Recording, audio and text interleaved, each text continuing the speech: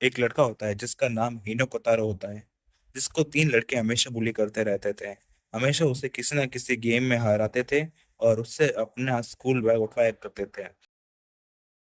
जो तीन लड़के थे उनका नाम अकारी मिकाजुकी, जो कि स्कूल का सबसे स्ट्रॉन्गेस्ट बच्चा था, ओजुकी कनाए जो कि बास्केटबॉल में अच्छा था, और मांगेसु शिगुरे जो कि एक वीडियो गेम जीनियस था, और लास्ट हमारा कोतारो जो किसी भी चीज में अच्छा नहीं था, जो कि हमेशा हारता था। उसका रिकॉर्ड था 100 बार हारने का इन अ रो। तो उसके लिए उससे भी खराब था उसका उसकी नेबर जिसका नाम मिजुकी था, जो कि उसको बचाती थी उन शैतान बच्चों से। लेकिन जब भी वो ऐसा करती थी, कोतारो को और भी ज्यादा बुरा लगता था। लगातार उन शैतान बच्चों के परेशान करने के कारण वो वहां से भाग जाता है और प्रॉमिस करता है वो स्ट्रांग बनने का, ताकि वो उनसे बदला ले सके। अब 5 साल गुजर जाते हैं। कोतारो वापस अपने होम टाउन आ जाता है। आज उसका पहला दिन नए स्कूल में होता है, लेकिन उसके दिमाग में सिर्फ एक ही बात चल रही होती है, जो कि है बदला लेने की। जो टीचर होता है वो बहुत खुश होता है, बिकॉज कोतारो बहुत अच्छे नंबर लाता है अपने ट्रांसफर एग्जाम में। अपने टीचर से मिलने के बाद कोतारो स्टाफ रूम से बाहर आता है और स्कूल में चला जाता है उन बदमाशों को ढूंढने के लिए। 5 साल हो गए थे, लेकिन वो मेमोरीज अभी भी ताजा थी उसके माइंड में। अब वो जब टोक्यो से वापस आ गया है, वो तैयार है अपनी स्किल्स को दिखाने के लिए। जब वो घूम ही रहा होता है, कोई उससे कंधे पे टैप करता है। जब वो घूमता है, वो सरप्राइज होता है कि वो एक ब्यूटीफुल लड़की को देखकर वो नर्वस हो जाता है। वो लड़की कहती है उसने टीचर से सुना उसके अच्छे स्कोर के बारे में। वो इस अपॉर्चुनिटी को देखकर शो ऑफ करने लग जाता है, लेकिन लड़की उसका हाथ पकड़ लेती है और उसे स्कूल होकर स्कूल घुमाने लेकर चली जाती है। तो अभी कोतारो को कुछ टेंस फील होता है उस लड़की के स्टोमच पे, जो बहुत ही ज्यादा हार्ड होता है। तभी वो अपना जैकेट उतार के बताती है ऐसा क्यों है। एक लड़की होने के बाद भी उसका उसके बहुत अच्छे एप्स हैं। पास में खड़े स्टूडेंट भी ये देख कर शॉक हो जाते हैं कि किसी किसी और वजह से वो सरप्राइज थे कि अकारी एक लड़के के साथ घूम रही थी। ऐसा इसलिए क्योंकि अकारी ने 5 लड़कों को रिजेक्ट कर दिया था कमिटमेंट सेरेमनी के दिन। ऐसा करने के कारण सबको लगता है अकारी एक लेस्बियन है, और वो ये भी कहते हैं कि अकारी ने नेशनल रेसलिंग चैंपियनशिप भी जीत रखी है। तभी कोतारो का माइंड काम करता है और कहता है उसका नाम अकीरा है और उसने रेसलिंग चैंपियनशिप भी जीत रखी है। ये उसका बचपन में से एक शैतान बच्चे का नाम है। कोतारो को ज्यादा समय नहीं लगता समझने के लिए कि उसके सामने जो लड़की है वो अकीरा मिकाजुकी है। इससे ज्यादा शॉकिंग बात उसके लिए ये लगती है कि वो एक लड़की है। अकीरा उसे टीज करती है और उससे पूछती है क्या तुम्हें पता नहीं था बचपन में कि मैं एक लड़की हूँ। थोड़ी देर बाद बाकी के दोनों शैतान बच्चे भी वहां आ जाते हैं। अनसरप्राइजिंगली वो भी लड़कियां होती हैं। कतारो देखता रह जाता है उन लड़कियों को। वो बहुत ही सुंदर होती हैं। कतारो को अपनी लाइफ का सबसे बड़ा शौक लगता है जब उसे पता चलता है कि वो सारे शैतान बच्चे जो उसे परेशान किया करते थे, वो असल में लड़कियां हैं। कोतारो जमीन पे गिर जाता है और अपने हाथ जमीन पे मारने लगता है। उसके अंदर दो फीलिंग होती है, फ्रस्ट्रेशन की और एक एम्बैरेसमेंट की। जब सारी बातें सामने आ जाती हैं, तभी तीनों बोलती हैं कि हमें भी नहीं पता था कि बाकी दोनों लड़कियां असल में लड़कियां हैं। उन तीनों को भी यही लगता था कि उनके ग्रुप में सिर्फ वही अकेली एक लड़की है। उन्होंने कभी अपनी आइडेंटिटी नहीं बताई ताकि उनकी फ्रेंडशिप प्रिजर्व रहे। वो तीनों एक दूसरे से आर्ग्यू कर रही होती हैं कि किसी को पहले चांस मिलेगा कतारों को लेकर। लेकिन उसी समय सभी नोटिस करते हैं किसी को वहां पे आते हुए, एक हैंडसम सा लड़का एक जिम यूनिफॉर्म पहने हुए। वो कोतारो को हाय कहता है, लेकिन कोतारो उसे पहचान नहीं पाता। वो कोतारो के सर पे हाथ फेरता है और कहता है कि तुम मुझे भूल गए। वो अपना नाम मिजुकी अकात्सुकी बताता है, उसकी नेबर वाली लड़की जो बचपन में उन शैतान बच्चों से उससे बचाया करती थी। कोतारो का दिमाग खराब हो जाता है। उसे लगता है बचपन के सभी लोगों का जेंडर चेंज हो गया है। मिजुकी बताता है वो लड़कियों की ड्रेस पहनता था बचपन में और माफी मांगता है कोतारो से अगर उसने उससे कोई रॉन्ग इंप्रेशन दिया है। वो वापस से ग्राउंड पे गिर जाता है और हाथ पटकने लगता है। वो तीनों लड़कियां सोचती है स्कूल खत्म होते ही वो अपना अगला कदम बढ़ाएंगी। कनाए कहती है कि वो उसे स्कूल के टूर के लिए लेके चलेगी। अकीरा उसे इनवाइट करती है आने के लिए अपने डोजो में, और सिकुरा उसे अपने घर में आने के लिए इनवाइट करती है ताकि वो वीडियो गेम खेल सके।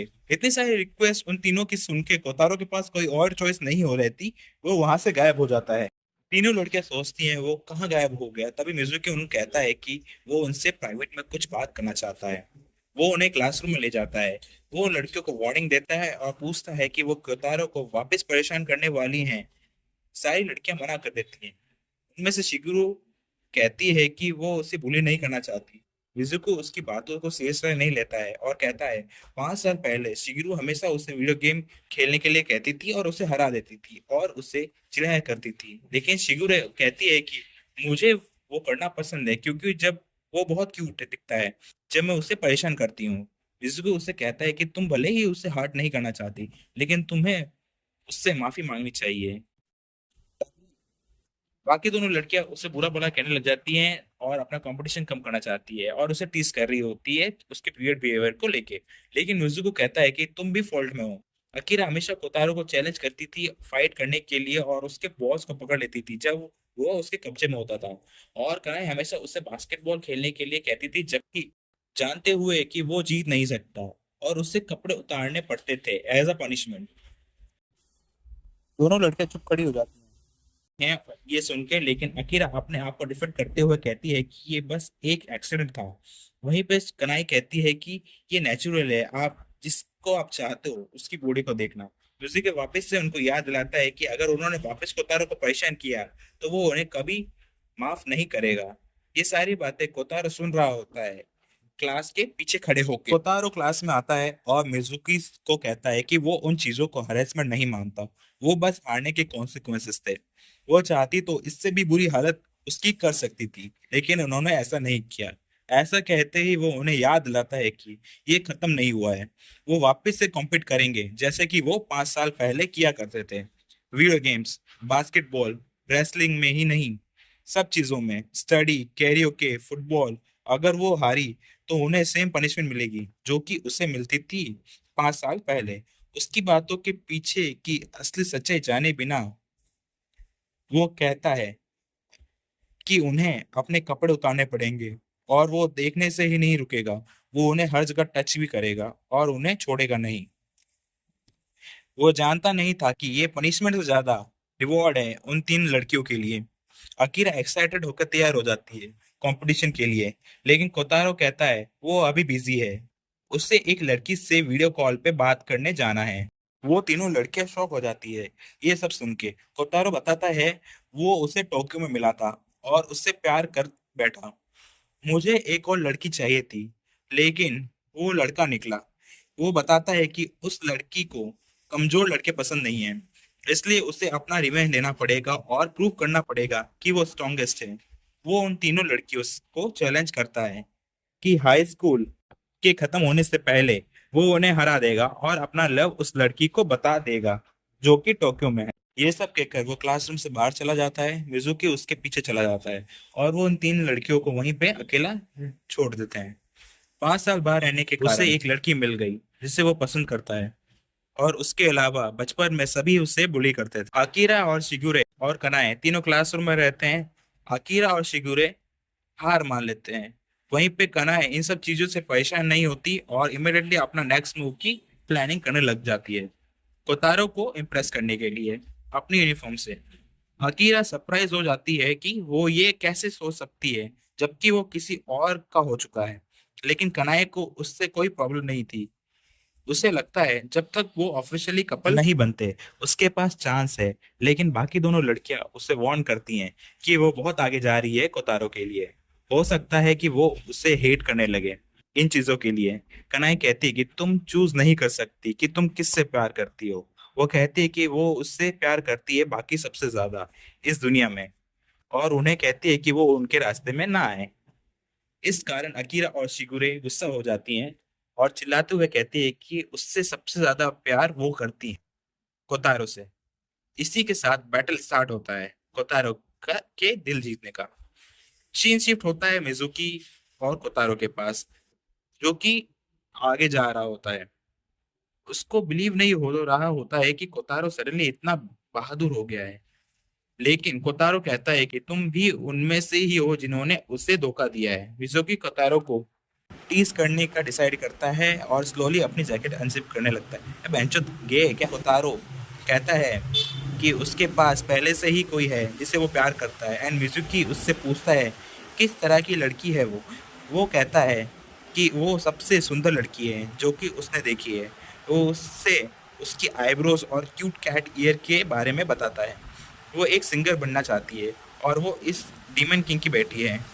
मिज़ू की सारी बातें सुनकर कंफ्यूज हो जाता है। कोतारो फाइनली रिवील कर देता है उस लड़की की फोटो जो कि एक पॉपुलर वीट्यूबर होती है। उसका नाम फूमी होता है। जब उसने वीडियो कॉल कर कहा था उसका मतलब इस यूट्यूबर लड़की की स्ट्रीम का था। ये सारी बातें सुनकर मिज़ुकी कोतारो को बुरा भला कहने लगता है। सीन शिफ्ट होता है जहाँ पर दो लड़कों को दिखाया जाता है। वो बोलते हैं कि कनाई स्कूल की मोस्ट पॉपुलर गर्ल में से एक है। वो स्टूडेंट वाइस प्रेसिडेंट है। उसके अच्छे मार्क्स भी हैं स्टडी में और वो स्पोर्ट्स में भी अच्छी है। वो एक रिच फैमिली को बिलोंग करती है और उसके फादर भी फेमस है। उसके बराबर कोई है तो वो है क्लास प्रेसिडेंट। सभी को लगता है कि वो एक परफेक्ट कपल बनेंगे, लेकिन कनाए किसी और को ढूंढ रही थी। तभी कोतारो एकदम से वहां आ जाता है। उसे बास्केटबॉल मैच के लिए चैलेंज कर देता है। वो सारी कंडीशन वही रखता है जो कि वो बचपन में रखते थे। कोतारो कहता है जब भी कोई प्लेयर 3 पॉइंट करेगा तो उसे अपने कपड़ों में से एक कपड़ा उतारना पड़ेगा। पास में ही खड़े कुछ स्टूडेंट ये वल्गर बातें सुन के शॉक हो जाते हैं। कनाओ भी इस गेम को खेलना चाहती थी और ये गेम भी कनाओ ने ही बनाया था। कतारो को कोई फर्क नहीं पड़ रहा था कि लोग क्या सोच रहे थे। वो कहता है कि भूलना मत, देर मत करना। क्रास पेरिसन कनाओ को कंसोल करने की कोशिश करता है और उसे कहता है कि सब कुछ ठीक हो जाएगा, तुम्हें ऐसे लड़कों की बातों पर ध्यान देने की कोई जरूरत नहीं है। लेकिन वो शौक हो जाता है ये देखकर कि कनाओ खुश होती है चैलेंज के लिए। ये पहली बार था कि उसने कनाओ को खुश देखा था। कनाओ वहां से चली जाती है इस एक्सक्यूज के साथ कि उसे अपनी duty as a student council vice president खत्म करनी है। वो सोचती है कोतारो को स्कूल जिम में मिलने का, जो कि बंद है क्योंकि किसी भी क्लब की एक्टिविटी अभी वहां नहीं हो रही है। कनाए अपनी पोजीशन का फायदा उठाकर कोतारो के साथ वहां चली जाती है। वो कोतारो से कहती है कि तुम्हें एम्बैरस होने की कोई जरूरत नहीं है जब तुम अपने कपड़े उतारोगे, क्योंकि कोई आसपास नहीं है। अपनी जीत के कॉन्फिडेंस के कारण वो अपना ब्लेजर उतार देती है। लेकिन कोतारो भी कॉन्फिडेंट था। उसने 5 साल तक प्रैक्टिस की थी। उसने उसे अपनी एबिलिटी पे भरोसा था। वो स्टार्ट करने वाले होते हैं। कोतारो एक बार वापस रूल्स बताता है। 30 पॉइंट स्कोर करने वाला विनर होगा। जो 3 पॉइंट करेगा तो उसका अपोनेंट अपने कपड़ों में से एक कपड़ा उतार देगा और जो हारेगा तो लूजर को वो सब करना पड़ेगा जो विनर कहेगा। सारी बातें होते ही मैच स्टार्ट।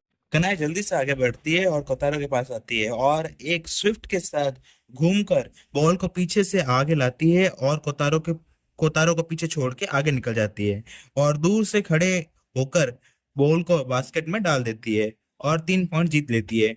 कोतारो शॉक हो जाता है क्योंकि कनाए बहुत ज्यादा तेज थी। उसे रिएक्ट करने का टाइम भी नहीं मिला क्योंकि कनाए के 3 पॉइंट हो चुके थे। तो कोतारो को अपना जैकेट उतारना पड़ता है। कनाई शर्मा जाती है और कहती है कि लड़कों की नेक बहुत ही ज्यादा अट्रैक्टिव होती है। उसकी कुछ फ्रेंड ऐसा कहती है। उसे उस समय ये सब समझ नहीं आता था, लेकिन अब उसे इस समझ में आ गया है। अब बॉल कतारों के हाथ में होती है। अब उसके पास चांस है अपना रिवेंज लेने का। वो ऐसा दिखाता है कि वो कनाई से बॉल को डिफेंड कर रहा है, लेकिन जैसे ही कनाई उसके पास आती है वो पीछे होकर कनाई के जैसे ही दूर से कूद कर बॉल बास्केट में डाल देता है, जिससे उसे 3 पॉइंट मिलते हैं। कनाई कहती है कि वो पहले से काफी स्ट्रांग हो गया है। पहले वो उससे एक भी मैच नहीं जीत पाता था। तो जैसे कि आपको पता है रूल्स क्या थे। तो फिर कनाए अपने शर्ट के बटन खोलती है और अपनी शर्ट उतार कर फेंक देती है। फिर जब कोतारो उसे देखता है तो शर्मा जाता है कि उसने अंदर क्या पहना है। On the other hand Kanai के कोई फर्क नहीं पड़ रहा था शर्ट उतारने के कारण। वो कहती है कि उसके फादर इस स्कूल के एडमिनिस्ट्रेटर हैं। वो भी एक दिन स्कूल की स्टूडेंट प्रेसिडेंट बन जाएगी। तुम्हारा क्या प्लान है कोतारो? वो कहती है इस मैच की प्रिपरेशन के लिए उसने सुंदर सी अंडरवेयर पहन रखी है। वो मैच वापस कंटिन्यू करते हैं, लेकिन कोतारो डिस्ट्रैक्ट होता है कनाई के तो बड़े बड़े देख के। उसे लगता है कि वो उससे एम्बेरस फील करवाएगा उसके कपड़े उतरवा कर, लेकिन वो एम्बेरस नहीं लग रही, और अगर ऐसा हुआ तो मैं डेफिनेटली हार जाऊंगा। ये चैप्टर यहीं पे खत्म होता है दोस्तों। जैसे ही नेक्स्ट चैप्टर आएगा मैं अपने चैनल पे अपलोड कर दूंगा, लेकिन उस वीडियो की नोटिफिकेशन के लिए आपको मेरे चैनल को सब्सक्राइब करना पड़ेगा और बेल आइकन को ऑल क्लिक करना पड़ेगा।